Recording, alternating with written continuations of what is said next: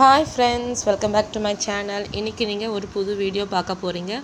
உள்ளன் நூல் வச்சு நம்ம தலையில முடி கட்டறதுக்கு ஒரு புது வகையான ஒரு பேண்ட் செய்ய போறோம். இது பேண்ட்னு சொல்ல முடியாது, ரிப்பன் மாதிரி சொல்ல முடியாது.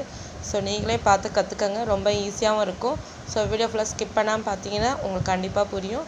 இந்த வீடியோ பிடிச்சிருந்தா மறக்காம நம்ம சேனல் சப்ஸ்கிரைப் பண்ணி வச்சுக்கோங்க. நான் போடுற வீடியோ நோட்டிஃபிகேஷனா வரும்.